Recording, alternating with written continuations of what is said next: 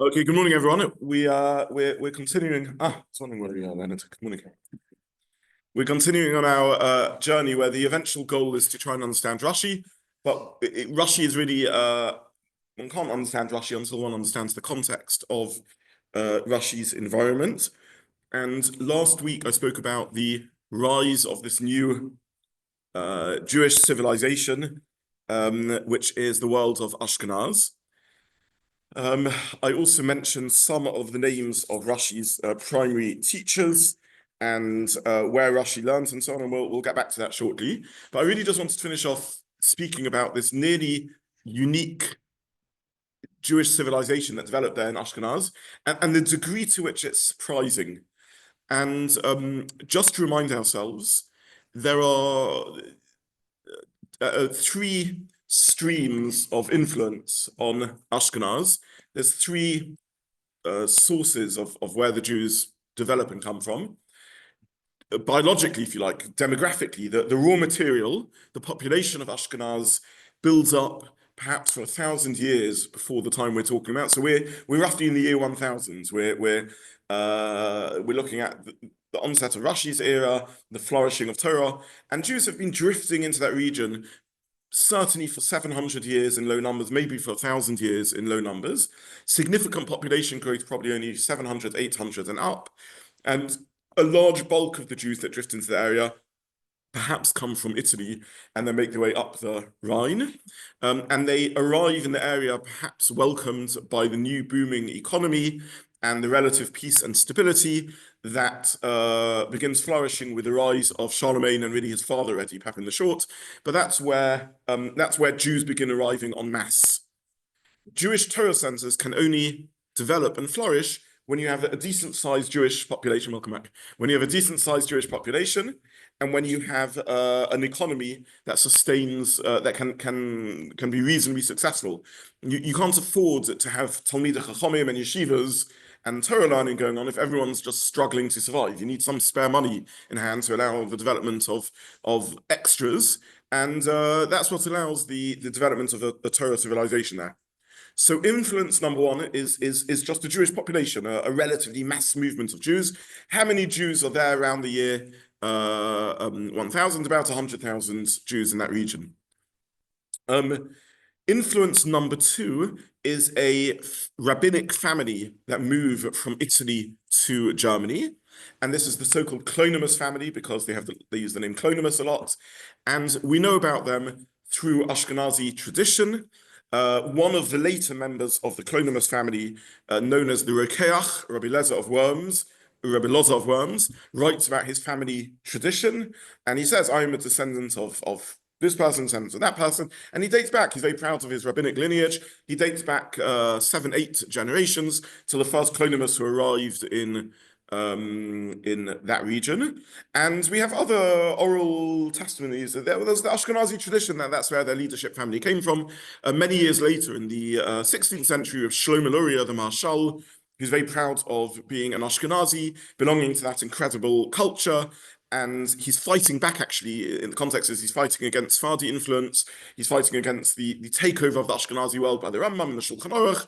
And he says we Ashkenazim have an ancient tradition, and he again lists the Ashkenazi folk memory of when Jews arrived and where they came from. The Italian influence seems to have been particularly significant in terms of some minhagim and in terms of liturgy. Nusach Ashkenaz is pretty similar to Nusach, the old Italian Nusach that came over from Italy. And many current academics, though not all, think that there's a considerable Eretz Yisrael influence on that. So don't forget that till the year 600, 500, and even all the way through to the year 1000 to some degree. There's Torah centers in Bovel, but there's also a slightly rival Torah center of sorts in Eretz Yisrael with the Talmud Yerushalmi and so on, slightly different divergent minhagim. We are very influenced in halacha mainly by the Talmud Bavli, but it seems that there's some minhagim that have gone from Israel to Eretz Yisrael to Italy and then on through to Germany. So in terms of sort of liturgical influence and Piyutim and so on, maybe there's some Eretz Yisrael influence. A significant part of Ashkenazi Piyutim are impacted by Shlomo, Rabbi Lezer Kaleh, sorry, to blank Rabbi Lezer Kaleh. And we don't know exactly who he was, but he seems to be an Eretz Yisrael Python from perhaps the 800s, or according to one tradition, even much earlier. So they're getting Piyutim from Eretz Yisrael, and that's what the second influence.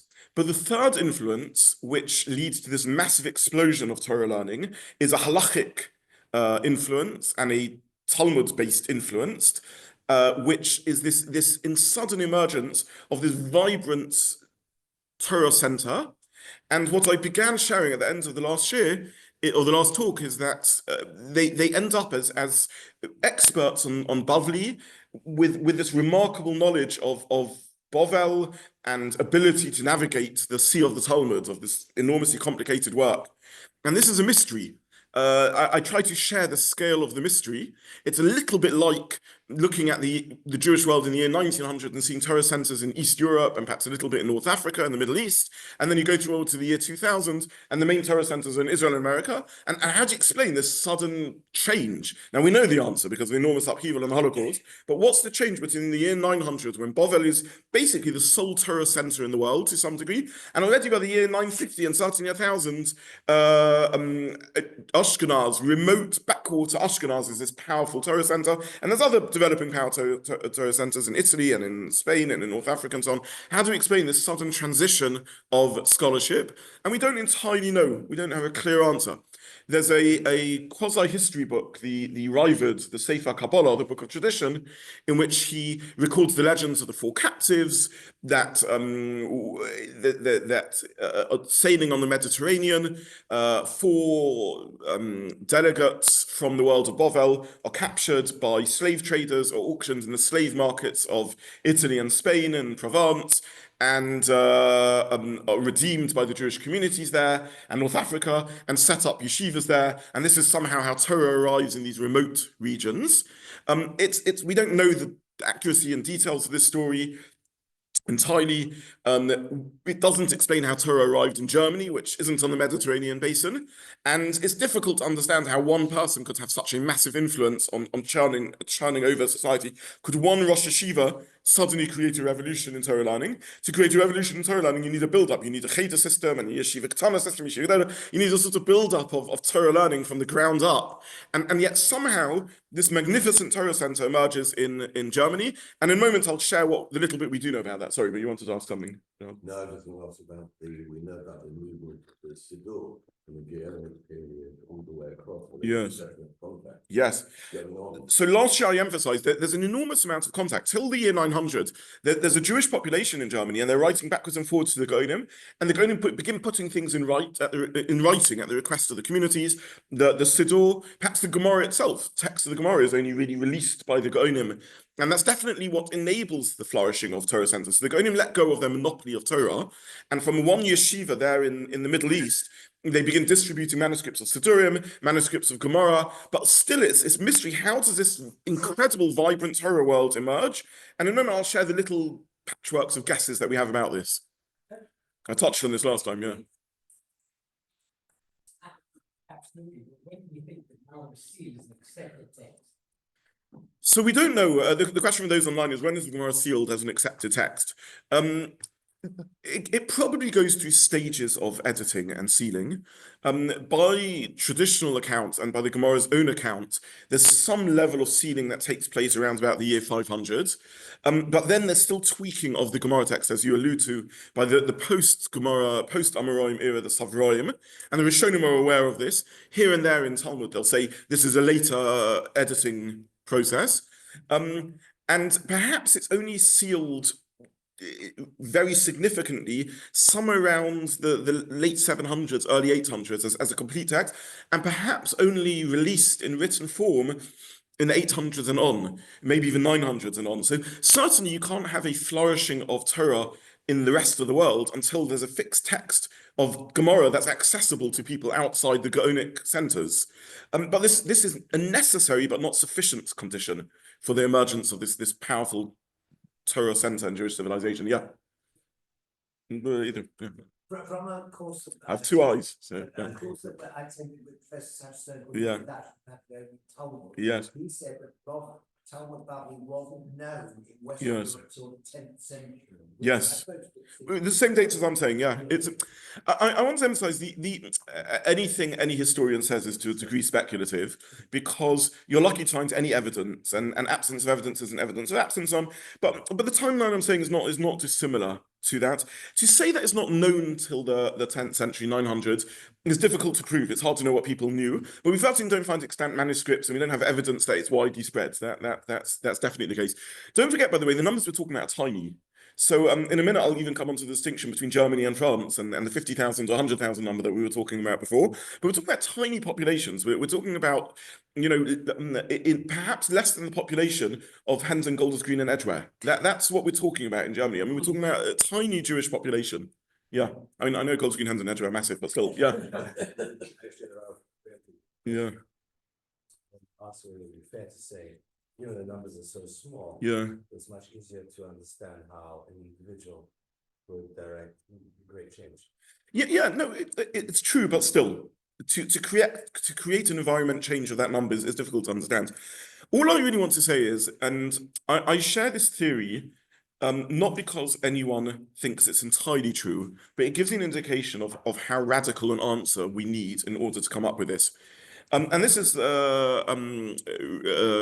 Professor Chaim Soloveitchik's essay or article or paper in which he calls it the third yeshiva of Bovel. And he basically answers that we need to look on the yeshiva in Mainz, in Magnesia, which I mentioned last 2 weeks ago, this vibrant yeshiva. Suddenly, out of nowhere, appears this yeshiva with scholarship that's unbelievable, and there's this vibrant yeshiva where people are arguing and backwards and forwards, and they're creating literary works, proto-Rashi as we call them, these booklets floating around in which a sort of type of running commentary on the Gemara is being composed, and they're trying to preserve a oral heritage of interpreting the Gemara, and they seem very familiar with Babylonian culture. They know how to translate flora and fauna and conditions of life in Bovel. How on earth do you know so much about Babylonian life? To understand, Gemara is, even with Rashi, Gemara is a very hard work to understand. It's not paragraphed in a normal way. It's not, you don't even know how sentences flow into each other. And the terminology is in difficult Aramaic, and it's referring to a culture 1,000 years and 5,000 miles from Germany. How on earth do you navigate this text? And yet they do so successfully, more successfully than any other culture, than any other world. That's why Rashi's commentary goes on and dominates. It takes over. Rashi allowed the later layers of depth of exploration of Gemara. So you can work your way through the text. You can't go deeper into everything. So how on earth does this phenomena happen? And you've got this amazing yeshiva, and they seem to see their leaders as equivalent to Gaonim. In fact, Rashi titles some of his rebbes as Gaon. He gives them the Gaon title, which we think of as preserved for the Rosh Hashivas in Bovel. That as soon as the whole transition from the era of the Gaonim to the era of the Rishonim is the decline of the yeshivas in Bovel and the emergence of different Torah centers throughout the rest of the world, of European and Mediterranean basin world. And they refer to their teachers, the Gaonim, and they view Rabbi Gershon Ma'or HaGola as almost a Gaon. He's Ma'or HaGola. How does a tiny community in the remote regions of Germany called its leader Ma'or HaGola, the light of the exile, and ascribed an ability to create legislation almost unprecedented since the close of the Talmud. Rabbi Gershon's takonas of banning polygamy and all the cherems of Rabbi Gershon, a new approach to those who are meshumad, apostate, in which we welcome them back and create it easier for them to come in, and a ban against opening letters and a whole array of decrees. How does that happen? And then the Ashkenazim claim for themselves, they say we have the best tradition in the world. Several generations later, near the close of the era of Ashkenaz, the Rosh says, we have the best Masorah in the world. We are the heirs to the Gaonic tradition. Like, what are you talking about? You're there in Germany, and you're claiming you're heirs to the Gaonic tradition. So Professor Soloveitchik puts together all this history, and then he says, there's another phenomena. Ashkenazim like to speak Aramaic. They read Piyutim in Aramaic. Piyutim became popular because people enjoyed them. I know this is hard to understand in the 21st century, but Piyutim was said because they were popular. Poets wrote songs. poems, and people found this enhanced their Yom Tov. On a long Yom Tov day, what do? You gather together as a shul, and you chant your way through these moving poems. We don't understand them due to, sadly, often a loss of literacy. You can only really understand the Piyutim if you're familiar and conversant with the allusions to Tanakh and to Midrashim and to Halacha, and they're interwoven in complex Hebrew. But they're beautiful, they're moving, they speak to people. Now, if you find Piyutim in Aramaic, it means it's speaking to people. People are conversant in Aramaic. They enjoy Aramaic poetry. There's not an enormous number of Piyutim in Aramaic. Interestingly, most of them are associated with Shavuos and Talmud Torah. Akdomus, Yetziv Piskom, and so on. So at least there's a scholarly class who, when it comes to Shavuos and Matan Torah, their minhag prevails, and they enjoy Piyutim in Aramaic. Rashi translates difficult terms in famously. He says, look in the Targum. I'll give you the Aramaic translation that will help you. Now, even the most learned person nowadays, most Talmudically person who has best understanding of conversant person, will still, I think, will find it easier to translate Hebrew than Aramaic. Who is helped by translation into Aramaic? So Professor Soloveitchik says all of this adds up to the only way I can understand this, and again, I'm not saying anyone is completely convinced of this, but I'm trying to bring out the idea, is there's some mass migration of sages, of scholars, from all the way from Bovel to Germany. When I say mass, I don't mean massive numbers by modern terms. I'm talking about a group of 20, 30, 40, enough that you can trigger this enormous start. And he says, quite literally, we should view the founding of Mainz as this as a group of refugees founding the third yeshiva of Bovel. The Surah, Pompetisa, and Mainz, like a mind-blowing idea. This is it. Okay, so no one knows. Can you go that far? Do we have sufficient evidence for such a radical claim? These are very difficult things to say. This is lost in the midst of history. All I'm putting forward is that there's somehow massive influence of Bovel on remote Germany. Perhaps there's students that are sent to Bovel and come back. Somehow or other, in the middle of maybe the 850s, early 900s, this crazy idea emerges in Ashkenaz of we're going to start sending our boys to Bovel to, I don't know, or we're going to import Babylonian scholars. Perhaps they invite them. Again, don't forget the Rhine is in communication with Bovel. As I mentioned 2 weeks ago, we are still kind of living in a global village. The Rhine has entered world civilization through the influence of Charlemagne. There's trading going on from Germany to Italy, from Italy to Bovel, to Egypt, from Egypt to Bovel, from Bovel to Yemen. The Jewish world is talking to each other, and maybe sponsors conceive of this idea of let's bring Bavli scholars over, let's send our boys there. We don't know what to make of it.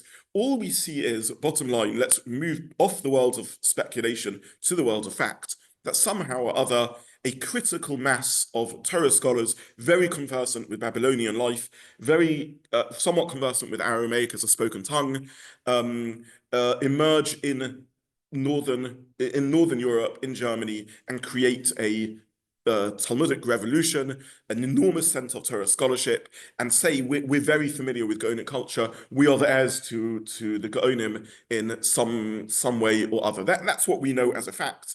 Everything else, that's kolato kolaregalachas, that's the whole Torah one leg. Everything else is we have to go in that, and we don't really understand. But the fact is that this vibrant culture emerges, and you have a Torah center in Germany where for several generations scholars flourish, where they refer to their teachers and view them as Gaonim of sorts, and they ascribe to themselves a sort of continuation of the Gaonic tradition, and that's basically what we know. Yes. For them to believe that they are the successors, as it were, of that tradition, would it be right to say they also feel that the Gaonic tradition, the Gaonic yeshivas have lost their legitimacy as they to lead? Okay, so 2 points about this. So just to summarize what we said last week, or 2 weeks ago, I left the share off by saying there's 3 streams of influence. Stream of influence number 1 is population transfer. There's clearly somehow or other a sizable population that arrived there. Stream number 2 is Italian influence. We know about that. That's quite well documented. And stream number 3 is somehow a Babylonian influence. We called it X because we don't really know how it arrived there, but arrive it did. And a bit like now, the yeshiva world might still use Yiddish terminology to sort of in Talmudic circles to talk about things. They're still using Aramaic as sort of the yeshivish language for some generations. This is the point. Now, parallel to that is a decline in Bovel as a Torah center. And again, this is historic fact. Again, I remind you of my analogy. It's a bit like in the year 2000, seeing Torah centers in America and Israel, the year 1900, Torah centers primarily in East Europe, but also somewhat in West Europe and North Africa and the Middle East. And there's this complete switch. The same thing happens here. In parallel with the rise of these new Torah centers in Europe and North Africa are declines in the Babylonian Torah center. And we don't know the relationship between this seesaw. What happens? One model is there's a decline in Bovel, and that triggers the rise in these other Torah centers. So, for example, maybe there's persecution in Bovel, maybe an economic decline. We have some evidence of both, and therefore maybe that's why refugees, for example, are motivated. Why would a Babylonian scholar agree to move to Germany? Maybe just because of the push-pull factors. So, is it a decline in Bovel leads to the rise in the other Torah centers? Is it a coincidence of history the two happen at the same time? Or does the rise in other Torah centers lead to the decline in Bovel? Don't forget the yeshivas in Bovel are funded by all these communities around the world who are sending them questions.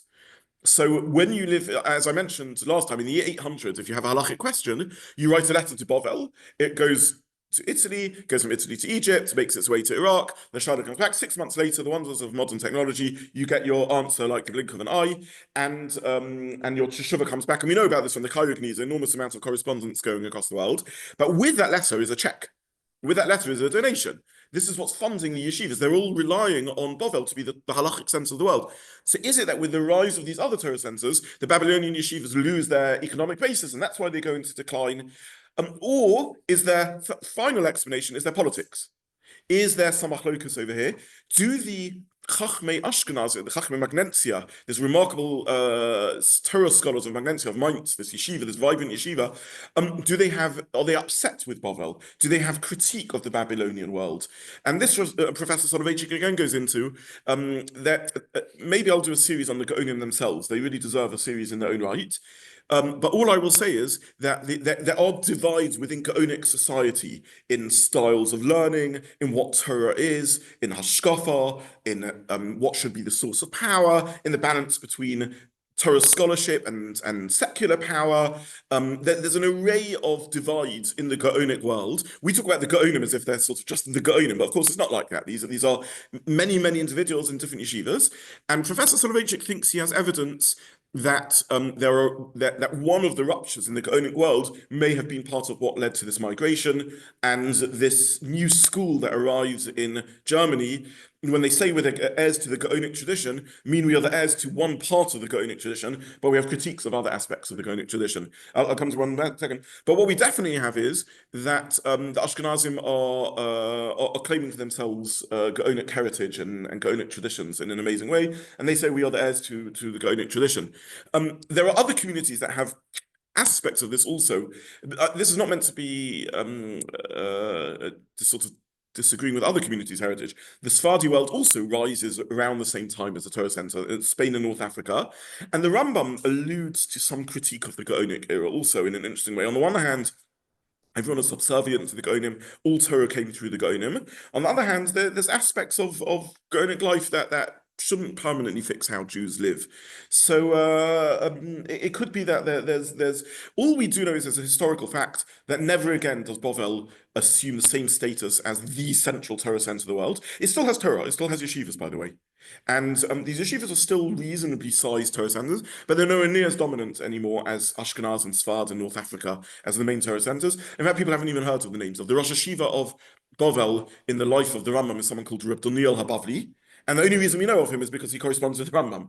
So that's the degree of gun. So there's still yeshivas there. The people in Bovel, the yeshivas in Bovel, haven't necessarily come to terms with their decline. They're sort of beating their chests and saying, we're the Gaonim, we're the heirs to the Gaonim, we're still Bovel, why are you all ignoring us? But the Jewish world has moved on. The Jewish world is no longer interested in being subservient to the yeshivas of Bovel. These are great people, they're Talmud scholars, they've got the flourishing yeshivas in Bovel, but they're just a Torah center amongst a family of Torah centers and not even the most significant one. So you end up in a multipolar world by the year 1000 with major Torah centers in North Africa, Italy, Provence soon, Germany, France, and Bovel. And Bovel is in some ways one of many Torah centers and in many ways the weakest of all these important Torah centers, but still a Torah center. Sorry, Leonard. Did the rise of Islam have any play in it? Okay. They could have been frightened and made move there? Okay, so I don't want to kill my Gaonim series, which I haven't yet decided to give, but I probably should give. But were I to be giving a Gaonic series, I would be looking at the transition from an Aramaic culture to an Arabic culture with the rise of Islam. The rise of Israel happens 250 years before the decline of Babel.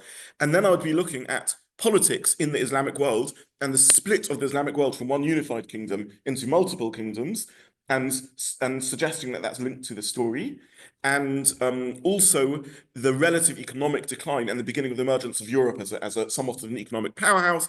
And then we would talk about the Crusades, which we'll touch on today, and the almost reverse takeover of the Europe is going to war now with Islamic centers. But if we think of the seesaw of power, basically Europe, since the fall of the Roman Empire, it's been on the decline, it's entered the Dark Ages. There's a bit of a medieval renaissance going on at this time, and not the Renaissance of the sort of 1400s, I'm talking about an earlier semi-Renaissance. Europe's rediscovering, it's got a population explosion going on, and there's all sorts of stuff that we could talk about much more fully to explain both the rise of Ashkenaz and the decline of Gaonim. I don't want to ruin my Gaonim series, so but the relationship between the Jews of the Middle East and this new emergent Islamic civilization is also a very interesting one and deserves to be spoken about. Okay, so like all history, you can't understand anything without understanding everything, but I think this is an attempt at understanding things. I'll mention one final point because David picked me up on this. I'm referring to northern France and Germany as if they're one culture called Ashkenaz. Again, this isn't entirely true or entirely clear, but to some degree or other, North France and Germany are two civilizations very closely linked, but not identical. And it's Rashi who merges, in many ways, these two cultures into one. And here we get to Rashi's life. Rashi is a nice Jewish boy born in France, in Troyes, in the Champagne region of northern France, and he is related by family to some of the German scholars. He's also perhaps related, in a minute we'll come to this, to other regions of that part of the world, and he eventually ends up traveling to Germany and learning in the German yeshivas. He then comes back to northern France, which is a backwater within a backwater. Within the Ashkenazi civilization, northern France is the baby brother, it's the less dominant one. And because of his enormous impact, he makes northern France this vibrant Torah center. And there's a kind of reverse takeover in which Ashkenaz becomes subsumed in some ways to northern French derech halimud. So Rashi takes over Germany, and Rashi's descendants, the Baalei take over the German derech halimud, if you like. So just to try and give a bit of a sort of vision of a timeline, somewhere around the year 900, Germany begins rising as a Torah center. It's got this magnificent yeshiva in Magnesia. It's got Rabbi Gershon and others who are these flourishing Torah leaders. Rabbi Gershon has a generation of students who are Rashi's rabbis. So Rashi is a grandson, as it were, of Rabbi Gershon, a grand Talmud of Rabbi Gershon, a student of Rabbi Gershon. Rashi is a French boy, country yokel, come to Germany, which has this vibrant Torah civilization. Rashi goes back, surprisingly, to Troy, to his village, where he becomes the Rosh Hashiva and Av Beis Din, and writes his amazing commentary. His students and descendants create another Torah revolution, which we're not yet up to, which is the Tosafist revolution, and that conquers Germany. And therefore, you have this reverse takeover where Germany now becomes a Tosafist region also, and it leads to a merging of the two cultures, and northern France and Germany become more of one culture, though there are still some differences that remain. I'm not sure yet whether to do Tosafists as part of this series or as their own series in their own right, but maybe next week we'll get to the Baalei Tosafos, and then we'll look maybe at Germany and France and what the Baalei Tosafos are doing, but I don't want to come on to that yet. Eventually, of course, Rashi and the Baalei Tosafos conquer the whole world, and the Spanish Gedolim and Spanish Rishonim also end up as types of Baalei Tosafos. The Rashba and the Ritva and the Ramban are effectively learning like Ashkenazim, but that's still for the future. So, out of convenience and simplification, I'm just referring to an Ashkenazi culture, but really there's two subcultures, northern France and Germany, and Rashi is the person who bridges the two cultures, and that ties into a little discussion David and I were having about exact population numbers and the like. Okay, let's start with Rashi, because all of this has been a lengthy introduction to try and get to the remarkable figure of Rashi. First of all, what does the word Rashi mean? We think of Shlomo Yitzchaki, that's a reasonable theory, Shlomo, son of Yitzchak. Later, people like these initials because it also stands for Rabban Shel Yisrael, the teacher of all Yisrael, because he becomes the teacher of all Israel. If anyone can lay claim to that title in the last, the 1,500 years, it's Rashi. He certainly becomes the teacher of all Israel. There were those who claimed that, and this is possibly, Rabban Shel Yisrael is certainly probably not why he's called Rashi, it probably is Rav Shlomo Yitzchaki. Others claim it's Rav Shlomo Yarchi. What sort of name is Yarchi? It's a surname of sorts. There's not yet proper surnames, but it refers to a place or location known as Yerach, or moon. Yarchi is the Jewish word for moon. Luna, Lunel in Provence. So it's possible that Rashi has family origins from Provence. We haven't mentioned Provence much, but Provence in South France is another Jewish civilization, completely separate from Ashkenazi world. It's its own unique civilization, own unique Jewish Torah center, separate from Spain, separate from Ashkenaz. We know about Spain because Spain continued to flourish and its descendants became the Sephardim. We know about Ashkenaz because Ashkenaz continued to flourish and its descendants became the Ashkenazim. Sadly, provincial Jewry didn't have continuity in that way, and therefore we know less about them. But there is a Torah center in Provence and a sizable Jewish population there, perhaps a little more than that in northern France and Germany. And it's possible that Rashi's family origins are from there. According to legends, as far as we know, Rashi is an only child, and as far as we know, his uncle is Rabbeinu Shimon ben Yitzchak, the rabbi of Mainz, and this is where Rashi gets his German connection from on his mother's side. And also, according to legends, Rashi is born in the year that Rabbeinu Gershon dies. And Jews like these things happening. There's the pasuk that Obar Shemesh, etc. When the sun sets, the sun rises, and we like it when one. Sorry, we don't like the death of anyone, but it's viewed as historically significant when the dominant leader, the founding leader of this Ashkenazi world, Rabbeinu Gershon, hands the mantle on, as it were, to Rashi, who becomes the dominant leader. So the two are sort of coincidental to each other. And Rashi dies in 1105. So that's the span of his life. There's legends that Rashi's descendants say that he's a descendant of David HaMelech. Seems to be a family, I call it legend, but I'm saying it seems to be a family tradition. He's possibly, according to later family traditions, a descendant of Rabbi Yochanan HaSandler, a descendant of Gamliel, Rabban Gamliel, and the Hillel royal house, Nossi house of the Jewish people. Either way, Rashi doesn't directly make such a claim. It's his descendants that make this claim. He's become so legendary that there's a number of stories about his birth. Again, I don't mean legends in a dismissive way, Chas v'shalom. I simply mean that these stories aren't documented well enough to really know the truth. Rashi's father, the story goes, as a poor man who or perhaps a jeweler, who comes across a magnificent jewel, diamond, and he gets lucky and is going to make his fortune from this. Every Jewish family has a story of a nearly made fortune and lost fortune. The local bishop perhaps hears about this jewel, wants to buy it off him in order to adorn the church. Rashi's father doesn't want to sell it to the bishop, but he's scared not to sell it to the bishop, and he finds some way of accidentally losing the diamonds in order to avoid this moral conundrum, and gives up a fortune, and as a result is rewarded with a far more precious diamond. I think we can all agree that Rashi is far more of a precious diamond than any valuable diamond. There's no way to substantiate or not substantiate such a story, but thus goes the legend. Another legend, which probably isn't. This legend may be true. It's brought down as a sort of family tradition and so on. Another legend, which is probably less likely to be true. Rashi is associated with worms.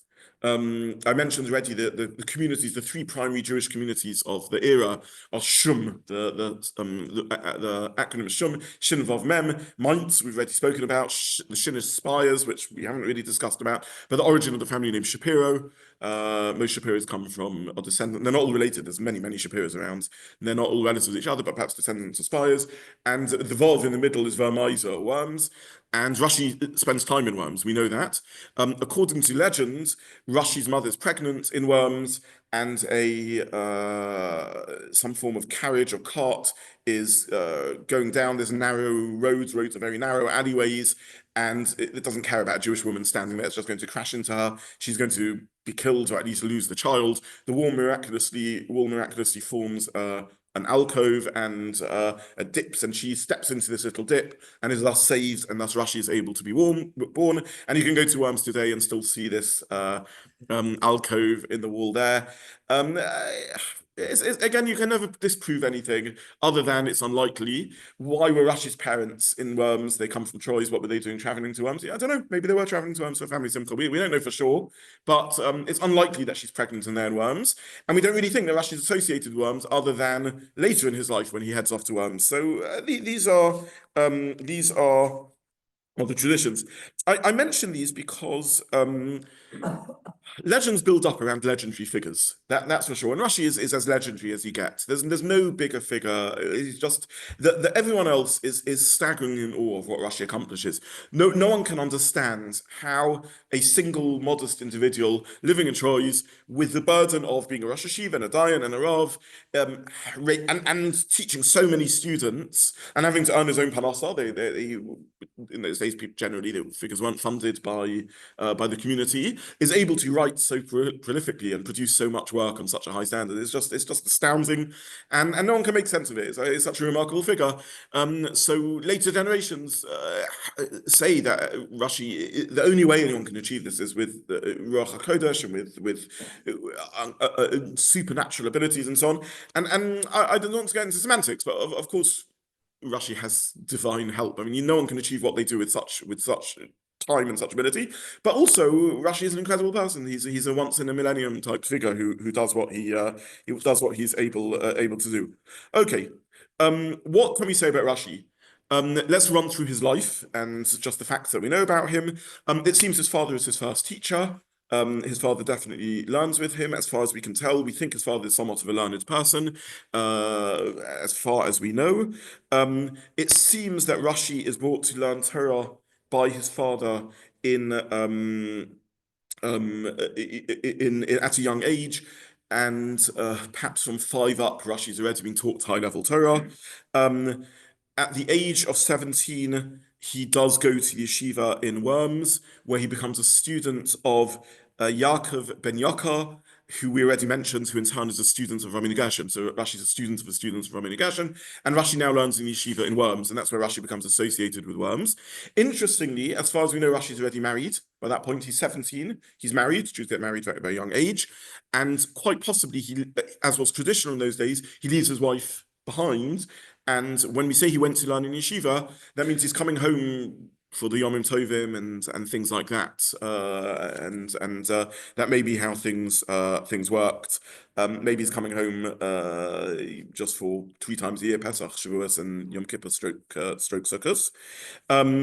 Then he moves around various yeshivas in Worms. There's another yeshiva in Worms run by another figure with mentions, Yitzchaki ben Eliezer Halevi, who again is probably family of Rashi, and then he moves to Mainz. Mainz is the yeshiva, right? Mainz is the Ponovich, the Oxbridge of the Torah world.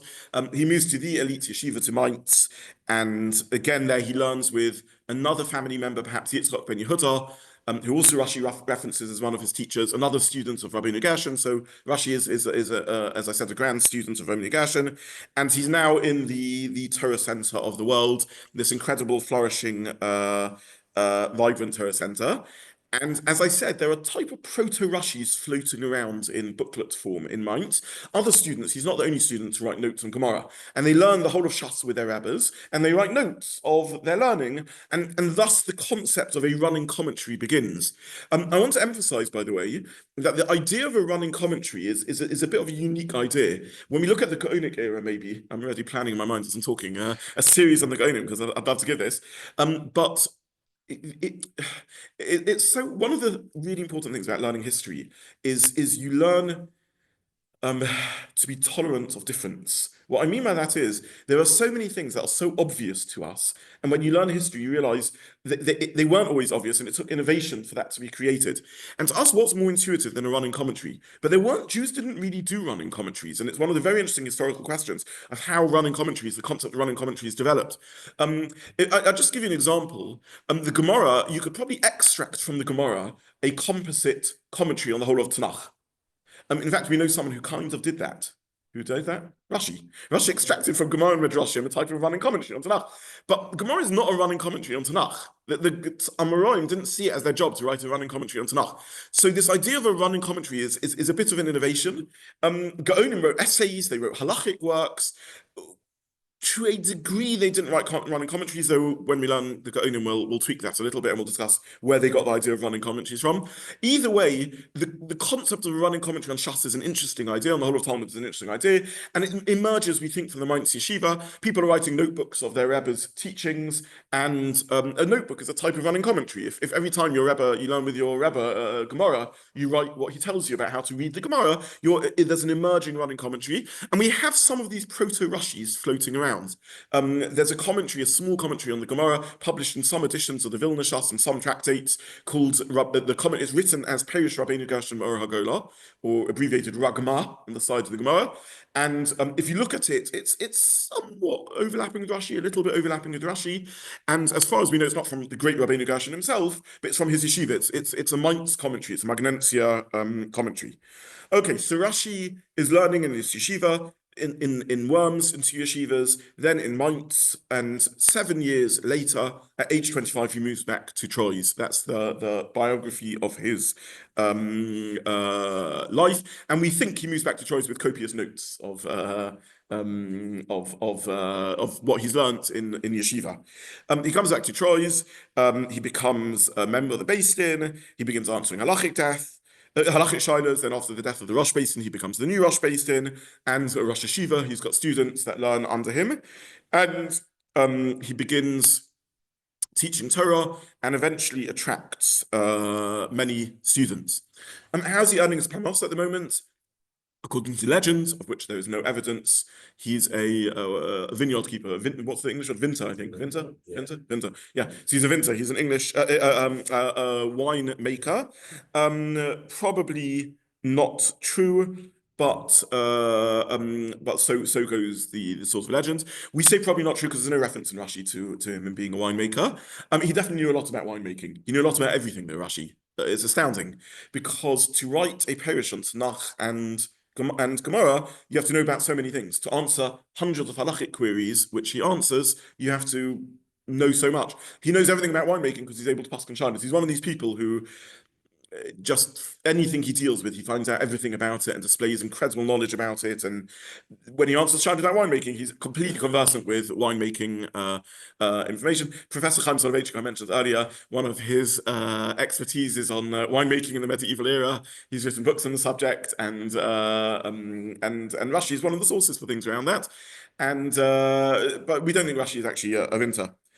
Just nearing the end of Rashi's life, we'll talk about what he does in the middle of his life. 1096 is the People's Crusade, the so-called People Crusade, murdering. By the way, when you read stories about the Crusades in the Kinnos, one of the surprising things is that the numbers killed are relatively low. In this community, terrible Kinnar, 10 people are killed, 30 people are killed. And then you sort of feel a bit ashamed because you sort of feel, such low numbers. And then you think, where have we ended up with this warped view of history post-Holocaust, where, unless it's thousands of people killed, what sort of crazy twisted thinking have we come to that you just read about low numbers of deaths? But of course, first of all, that's warped thinking. Every death is a tragedy, but also and equally so, we're talking about tiny Ashkenazi population. So a massive community is several tens of people. That's what the size of the community is. The numbers of killed in the Crusades are enormously contentious, and no one knows exactly how to work out the numbers. So let's go for one statistic, perhaps 12,000 people, maybe Jews, maybe as high a number as that in total killed through the Crusades. That's the highest end of numbers. In which case, we're talking about 10% of the Ashkenazi population. That's a terrible statistic. Most scholars think far less than that, but we don't really know the numbers. Either way, The Rashi is affected by the Crusades. His students are killed. Perhaps family members are killed. Students and colleagues of his from his yeshiva era are killed, and we still have kinnos and slichas from Rashi from that time. Finally, we arrive at Rashi's death in Troyes in 1105, aged 65. And we always know the death of great people better than the birth of great people. Why? Why do we always know the death dates of great people? Sorry? Graves, what else? We actually don't have Rashi's gravestone.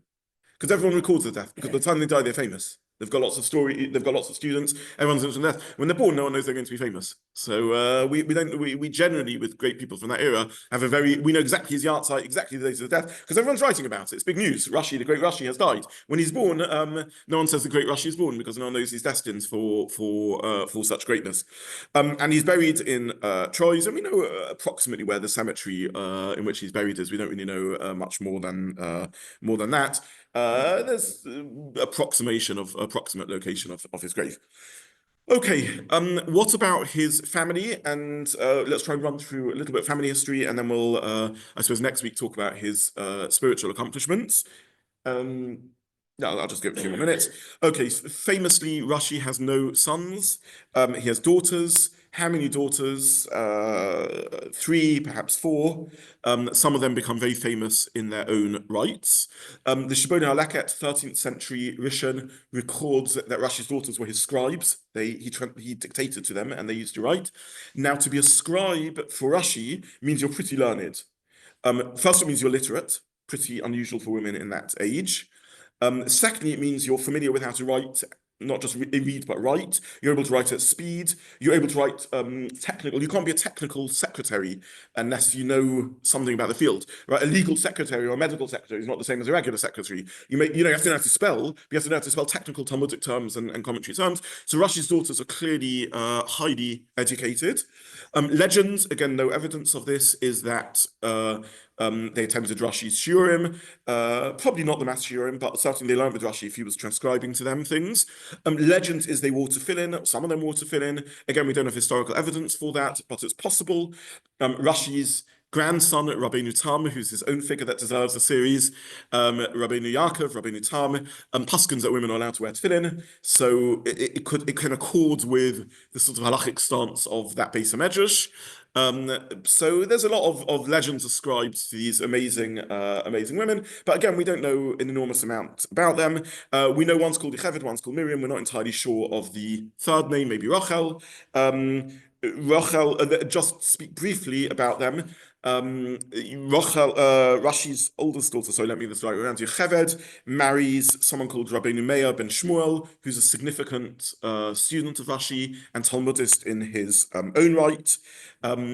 He's, though, sadly become more famous for being the father of amazing children. So his children supersede him. He's the son-in-law of Rashi, but he has a number of children, many of whom we've mentioned in this series and other series. He has a son, Shmuel ben Meir. Rabbeinu Shmuel ben Meir, initials become Rashbam. So we spoke about the Rashbam as, I think when we looked at Pshat, we spent quite a lot of time looking at the Rashbam's commentary.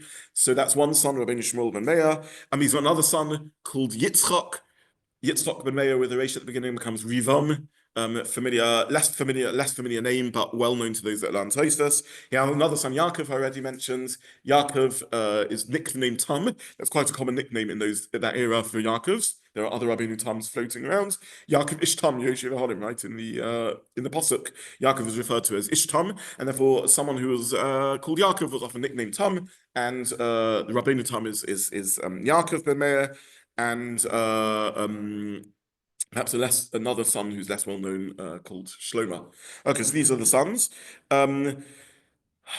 Rashi's second daughter, Miriam, marries someone known as the Rivon, Rabbi Yehuda ben Nosson, the Rivon, and he's also quite well known, and again has children who become Rosh Yeshivas. They move to Paris and bring the Tosafist revolution to Paris, that's well known. And the third daughter we know a little less about. And Rashi basically produces the next generations of Baalei Tosafos through his descendants and through his Talmidim. I think I'll stop there because I want to speak about Rashi's spiritual and intellectual accomplishments, but we'll do that as its own dedicated share. So that's basically a brief summary of Rashi's life as we know it. We don't know how he earned his living, perhaps a winter. We do know that he was Rosh Beis Din and Dayan and Rav and Rosh Hashiva, and of course wrote Rashi on the Torah, Rashi on Shas, numerous halachic works, Piyutim, and much else, which we'll talk about next week. And next week, I'll try and capture what it was that's so unique about Rashi and how Rashi's influence spread. I wish everyone a good day. Thank you very, very much. Thank you, sir. Okay.